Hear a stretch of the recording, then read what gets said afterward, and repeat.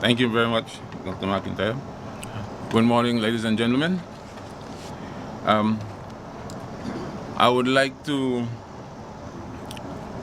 just probably reiterate what is very obvious to us now. The agricultural sector in Dominica has been dealt a very heavy blow. We are down, but we are not out. And then if you are down, there is no other way to go but up. So therefore, we are gearing ourselves to moving upwards as far as agriculture is concerned.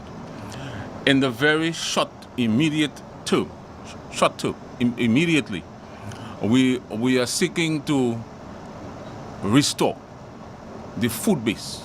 So we have embarked on a program called Grow to Eat. That's what the Division of Agriculture termed the program that we are embarking on right now is Grow to Eat. So we eat what we grow and we grow what we eat immediate effect. And then as a result, we recognize that very soon that if we do not take action now, we will have deficiency in vegetables or vitamins and some of the nutrients that our people need as a daily dietary requirements.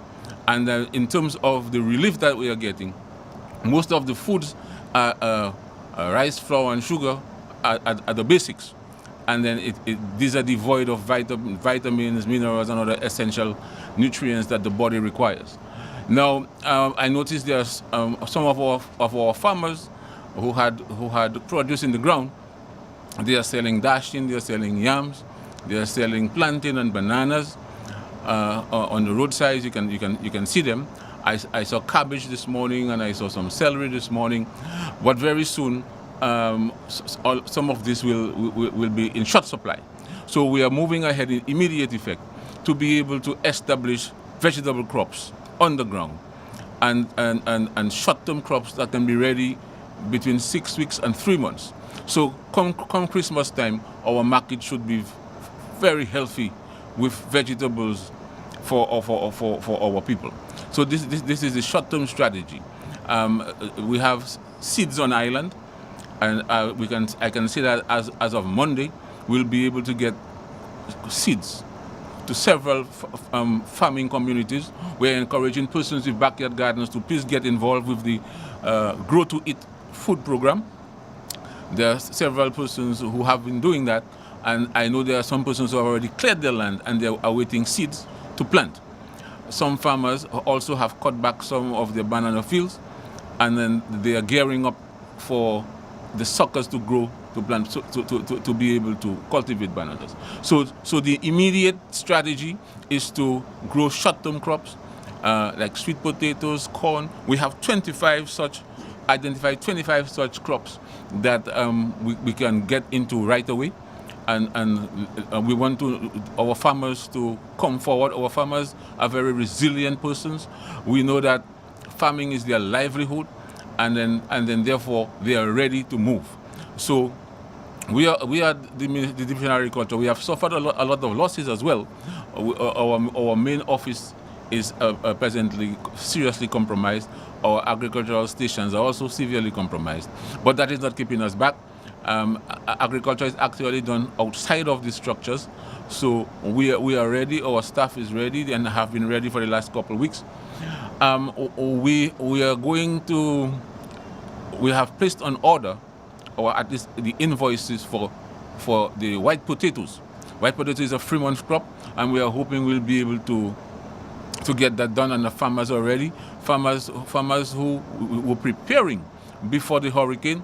We want to urge you to continue your preparations.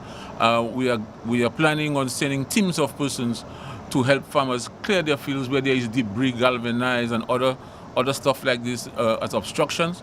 We recognize that for the tillage of the soil, we may have some challenges if there are rocks and wood and so on, but this can be easily removed.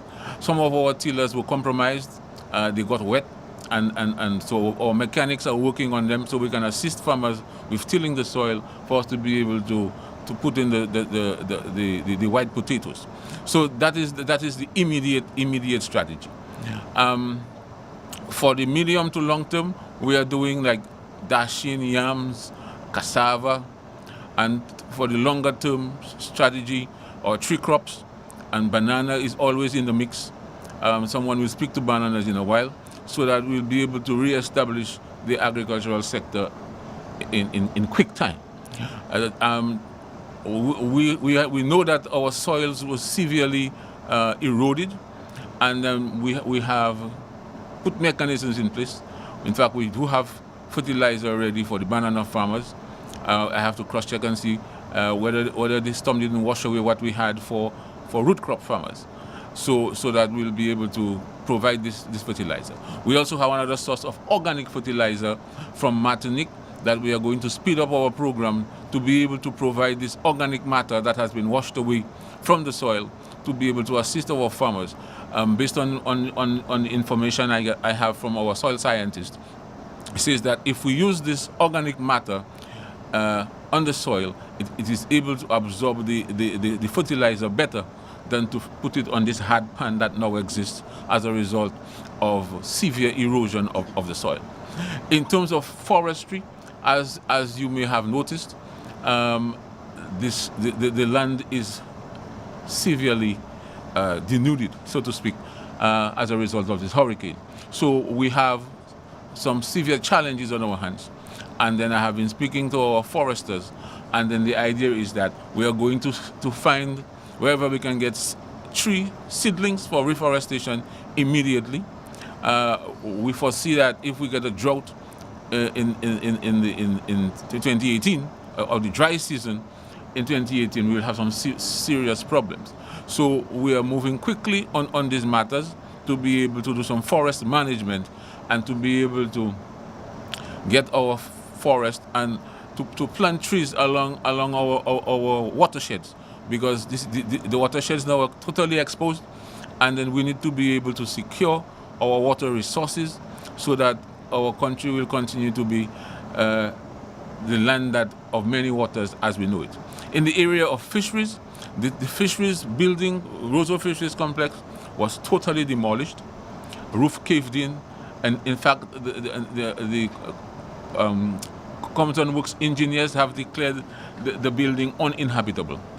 So this is something that we are working on. However, we have been working with the fishermen, providing fuel in some cases, and they have gone out fishing and they are catching fish. And this is one of the areas after any disaster that bounces back very quickly. As long as they have a boat and an engine, they can go catch fish and provide fish protein for our people. So this is happening as we speak, but not on the scale that we would like, because a lot of the fishermen have lost their fishing gear and they have lost boats and engines as well. But there is still a remnant that is fishing now, and they are landing fish, and then this is very good. So in the area of Marigot and Portsmouth, the fisheries complexes were not severely compromised, so these areas can also operate. Marigot is one of our largest fish producing areas, and then we expect that the protein, the animal fish protein security side is not severely compromised. So this is the strategy that we have. It is called Grow to Eat, and we are encouraging everyone with a backyard garden, every farmer, and also we want to encourage the farmers. Please, some of the crops that you do have still in the ground that survive. There's a lot of dashing, there's a lot of yam, because it is underground. The hurricane could not reach it. However, the top part of it may have been compromised. We know that some of our farmers have customers overseas, but at this time we are in a crisis situation, and then we would like our farmers to make available food, root crops, make it available to our local people before we decide to send it overseas. So, as I said, we are very confident that we will be able to rise up quickly after the situation that now exists.